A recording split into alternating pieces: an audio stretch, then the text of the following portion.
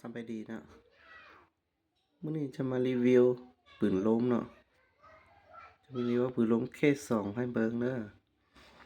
อันนี้แม่นปืนลมเคส2เนาะ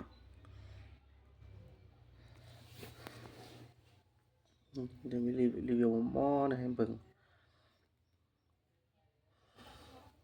นี่เป็นเคส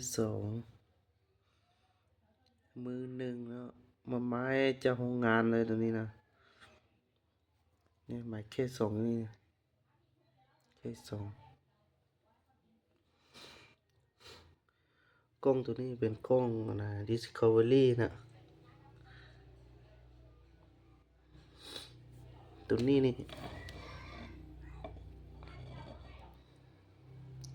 ่ปรับ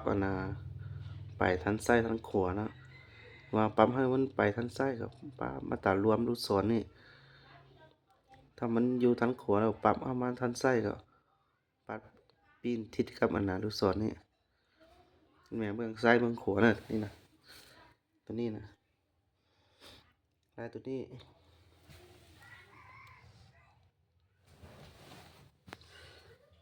ี้แม่นปลั๊กมันศูนย์กันตามเนาะสมมุติว่าปลั๊กตามลูกศรนี่ปลั๊กตามลูกศรนี่มามันศูนย์ปลั๊กให้มันสูงขึ้น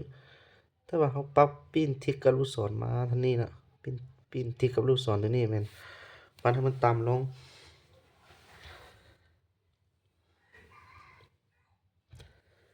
แล้วก็ปุ่มตัวนี้นะปุ่มตัวนี้เป็นปุ่มตัวมีไฟสีนะนี่ปุ่มตัวนี้นะปุ่มตัวนี้เป็นปุ่มเร่งเส้นตัวนี้สว่างบนมืออีกนึงเขาเปลี่ยนเส้นนี่เป็นถ้าเป็นเส้นสีแดงบ่สีเขียวมันมี3สีนะสีแดงสีเขียวกับสีด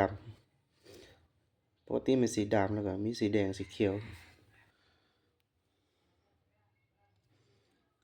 งามอย่างนี้เนาะมือหนึ่งเลยนะนี่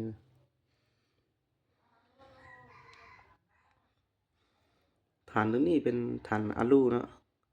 0.42เป็นเหล้าเล็กเนาะเก็บเสียงตัวนี้เป็นรุ่นดีเนอะสามารถเก็บเสียงได้ 90% เลยเหล้าตัวนี้เป็นเหล้าเล็กเหล้า XN แปลกเนาะเหล้าที่เคก็มีเหล้า XM แปลกก็มีนะแต่เหล้าเท้าทรายนี่เป็นเหล้า EN แปลกนะ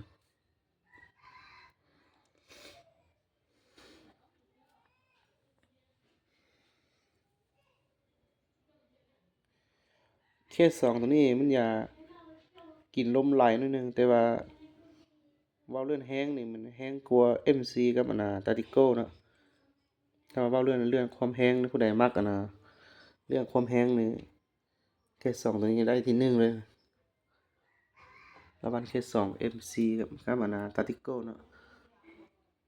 แม่นเคส2ตัวนี้เนี่ยแห้งกว่าหมู่นะ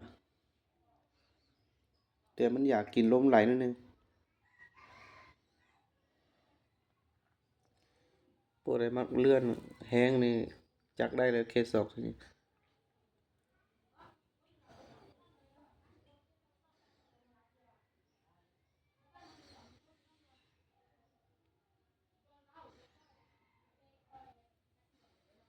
ผู้ใดสนใจก็